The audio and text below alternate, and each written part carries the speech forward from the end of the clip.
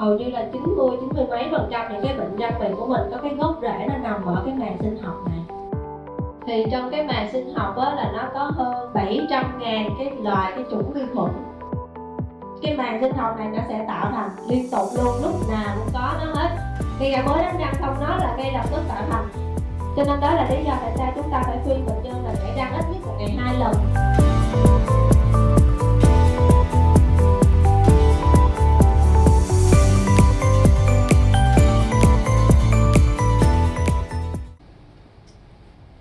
So this is about, I would like to talk about the biofilm that is the real root cause from the every oral disease in the mouth, more than 90%. And the major of the disease, you know, the dental decay and periodontitis. Thì tôi sẽ trình bày qua về biofilm, về cái màng sinh học ở trong miệng, thì chúng ta sẽ thấy là cái đó là giống như là cái nguyên nhân gốc rễ của những cái bệnh răng miệng á. Hầu như là 90 mấy % những cái bệnh răng miệng của mình có cái gốc rễ nó nằm ở cái màng sinh học này. And not just biofilm, it's about the behavior of the patient as well. Ha, nhưng mà ngoài cái biofilm, ngoài cái màng sinh học, nó còn có cái hành vi của bệnh nhân nữa. This is a YouTube about the biofilm. It is just the basic about the biofilm. Maybe we will explain it the clip video clip. Thì đây là một cái clip ngắn mà tôi lấy trên YouTube, nó trình bày về cái màng sinh học ha. Thì mình sẽ dựa vào cái clip này để mình trình bày một số cái điểm căn bản liên quan tới màng sinh học. Thì đầu tiên là chúng ta sẽ xem trước cái clip đi. Dental biofilm, dysbiosis and disease. In 1683, Antony van Leeuwenhoek wrote, I did not clean my mouth on purpose for 3 days, and then took the matter that, in a small quantity, had stuck to the gum above my front teeth. This I mixed both with spittle and with clean water, and discovered a few living animalcules in it.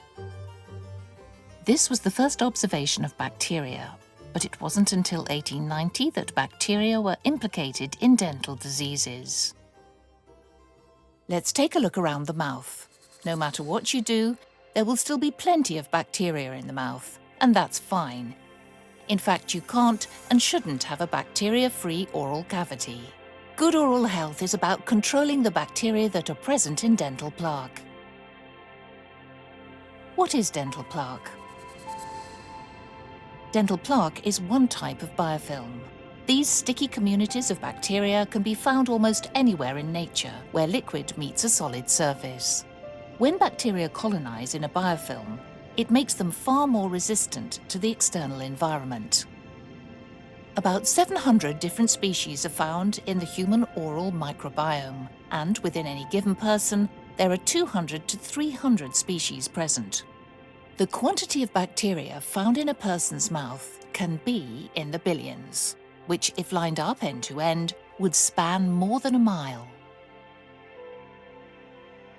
Once tooth enamel is cleaned, salivary glycoproteins quickly deposit on the tooth surface, allowing pioneer species of fast-growing bacteria in the saliva to bind, recolonize, and quickly begin reforming the biofilm. Then other species attach and continue developing a thicker biofilm. The bacteria multiply, producing polymers, and even communicate with each other, resulting in a complex three-dimensional biofilm. The early colonizers are beneficial, good bacteria. However, they can create an environment for slower-growing, pathogenic, bad bacteria to start to thrive. Inadequate oral hygiene allows for a thicker, more mature, and complex pathogenic biofilm to develop, which can lead to an imbalance between the good and bad bacteria in the oral microbiome, a term called dysbiosis. Here, pathogenic bacteria release toxins and enzymes that trigger an inflammatory response in the gingival tissues. This inflammation marks the beginning of gingivitis. Dysbiosis can also occur with a different spectrum of bacteria known to cause dental caries.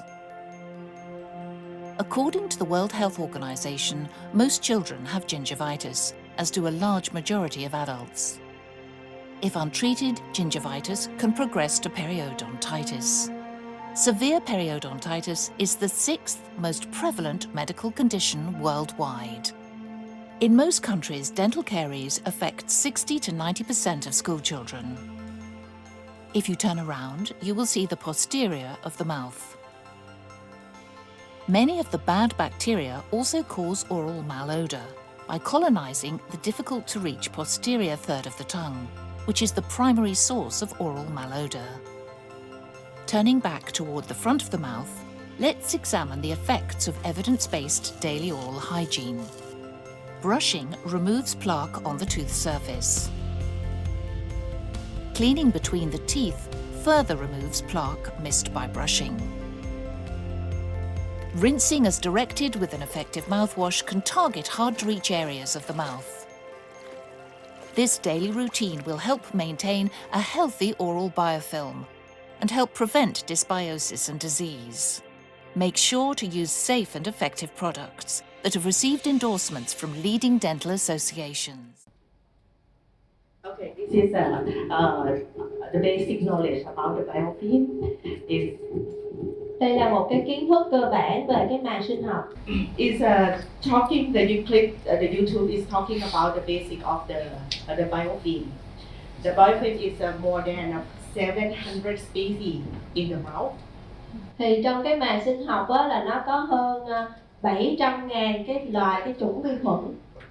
But biofilm is not every species is not a bad biofilm. It has a beneficial biofilm and pathogenic biofilm. Thì chúng ta sẽ thấy không phải lúc nào cái màng sinh học nó cũng là một cái gây hại hết, nó cũng là cái xấu hết. Tại vì có những cái vai trò tốt của cái màng sinh học. Nowadays we believe in about the environment as well. So if, for example, the environment in the mouth is changed, for example, the patient take a consumption of sugar or the saliva flow rate decreasing, or is something, for example, take some medication that make the oral mouth oral health in the oral cavity is dry. Thì chúng ta bây giờ mọi người sẽ có cái xu hướng của trên thế giới là mình tin vào cái thuyết và cái môi trường á. Nghĩa là nếu cái môi trường trong miệng bệnh nhân thay đổi á, thì nó sẽ thay đổi cái màng sinh học. Thì cái gì gây ra sự thay đổi trong môi trường miệng của bệnh nhân, ví dụ như là bệnh nhân ăn cái thức ăn có nhiều đường hơn chẳng hạn, nó cũng thay đổi nha.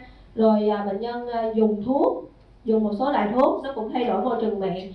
Và cái thứ ba nữa là ví dụ như vì một lý do nào đó, một cái bệnh hay gì đó mà làm cho cái dòng nước bọt của bệnh nhân á, cái tiết nước bọt của bệnh nhân giảm chẳng hạn, nó cũng sẽ gây ra thay đổi môi trường miệng và thay đổi cái màng sinh học. In the oral cavity it change, it's called the dysbiosis. Thì khi mà cái môi trường miệng của mình nó thay đổi á, thì cái sự cân bằng ở trong cái màng bám răng đó, cái màng sinh học đó nó sẽ thay đổi và nó sẽ đi về cái xu hướng là mất cân bằng. So if it in the good balance, it's called the symbiotic relationship. Thì khi mà cái màng sinh học nó đang có một cái sự cân bằng tốt á, thì nó gọi là symbiotic relationship. Đó là một cái môi trường, một cái mối quan hệ mà cộng sinh. Symbiotic is good balance. Dysbiotic is bad balance. Mình hiểu symbiotic nghĩa là những cái chủng vi khuẩn trong cái màng sinh học đó nó cân bằng nhau, nó tạo thành một cái hiệu quả tốt. Còn mà dysbiosis nghĩa là nó mất sự cân bằng giữa các chủng vi khuẩn đó, nó gây bệnh. So the symbiotic relationship is make good oral health. Thì khi mà cái màng sinh học nó có sự tương quan giữa các chủng vi khuẩn nó cân bằng thì nó sẽ đưa đến cái sức khỏe môi trường miệng tốt. Hello. Dysbiosis is the oral diseases happen. Thì khi mà dysbiosis đó nghĩa là nó mất cái sự cân bằng đó, cái sự cân bằng đó nó không có hoàn hảo thì nó sẽ gây bệnh. Don't worry about the something is happen, microphone or PowerPoint something.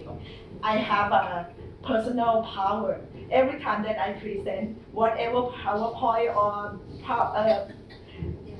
pointer or microphone will broke. That is normal. Mọi người đừng có lo lắng về những cái microphone hay là những cái rắc rối về mặt kỹ thuật này. Tôi có một cái sức mạnh siêu nhiên á, không biết sao mỗi lần mà tôi trình bày, tôi thuyết giảng là thế nào nó cũng có một cái món gì đó nó trục trặc xảy ra, đó là cái sức mạnh siêu nhiên của tôi vậy. Cái này là bình thường đối với tôi rồi. So I can guarantee my power. Đảm bảo là tôi có cái sức mạnh siêu nhiên đó. Okay, thank you. Don't worry, take it easy because my power. Okay, so if the dental decay or the gum disease is happening because the blood is disrupt, okay. Thì chúng ta cho nên từ đó chúng ta sẽ hiểu nếu mà trong miệng mà xuất hiện những cái sâu răng hay là những cái bệnh về nha chu là chúng ta hiểu là tại vì cái màng sinh học này nó đã bị mất cân bằng. And I would like to explain how to the dental plaque formation. I would like to say the dental plaque and dental biofilm, you can use both words. But nowadays, the dental biofilm is popular. Thì mình sẽ có hai cái thuật ngữ là cái màng sinh học và cái màng bám răng á. N.K.LUCK thường mình sẽ nói là cái màng bám răng. Thì mọi người cũng có thể dùng qua dùng lại hai cái thuật ngữ này với nhau, nó cũng tương tự, nhưng mà cái khuynh hướng bây giờ là người ta sẽ dùng chữ là màng sinh học. After the patient clean their teeth, immediately it have a pellicle. It's deposit on the first layer on the tooth surface. Thì chúng ta sẽ thấy đây là cái sự hình thành của cái màng bám răng hay là cái màng sinh học cũng vậy. Thì sau khi bệnh nhân vừa mới đánh sạch răng xong thì nó sẽ có một cái lớp đầu tiên rất là mỏng là pellicle, là cái màng bám xung quanh cái bề mặt răng. And after that it has a bacteria deposit on the first, second layer, third layer and fourth layer. But most of the first layer or second layer of that bacteria is a beneficial group, not a pathogenic group. Thì chúng ta sẽ thấy là trên cái pellicle này nè, trên cái màng nguyên thủy nó bám mỏng ở trên này thì bắt đầu sẽ có sự thâm nhập của các chủng vi khuẩn. Nó sẽ tạo thành một lớp, 2 lớp, 3 lớp, 4 lớp. And it's bonding between the layer with the protein matrix. Thì nghĩa là rồi những cái lớp đó nó sẽ được gắn kết với nhau bằng những trên một cái khung là những cái protein. And extra polysaccharide as well. Extra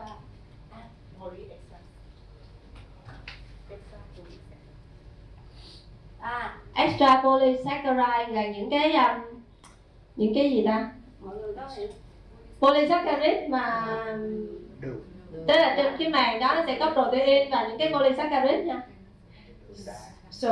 So that's why we need to a little bit when the patient brushing that he need to brush gently, but it's still brush. If the patient need use just only water or mouth rinse, we cannot remove the dental plaque out. Đó là lý do tại sao mà bệnh nhân phải chải răng thì nó mới sạch được những cái lớp đó ha. Chứ nếu bệnh nhân chỉ súc miệng hay là dùng nước sơ thôi thì nó sẽ không có sạch được, tại vì nó có sự kết dính bởi protein và cái polysaccharide.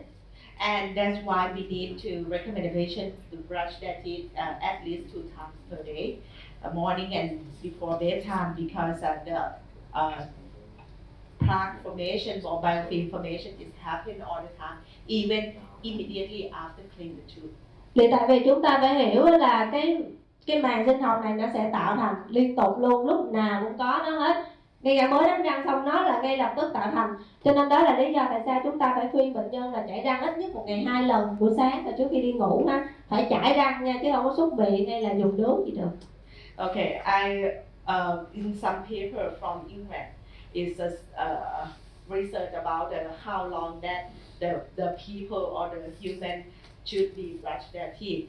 The research found that some group of the people maybe need to brush their teeth 2 or 3 days per one time per every 2 or 3 days. But everyone would like to recommend your patient to, you can brush 2 or 3 days and one time. You will recommend them to do that? Một cái nghiên cứu mà từ nước Anh á, họ sẽ thấy là nghiên cứu để coi bao lâu thì chúng ta nên chải răng một lần á, tức là khoảng cách giữa 2 lần chải răng là bao lâu. Thì nghiên cứu đó đưa ra kết quả ở một số người á có thể 2-3 ngày chải răng một lần vẫn ổn, không có vấn đề gì hết. Nhưng mà liệu chúng ta có dám khuyên bệnh nhân của mình thôi Đừng có chải thường, 2-3 ngày chải một lần, chúng ta có dám khuyên không ạ? I think so. I'm not recommend the patient to do that. Dạ tôi không dám khuyên bệnh nhân làm điều đó đâu. Okay.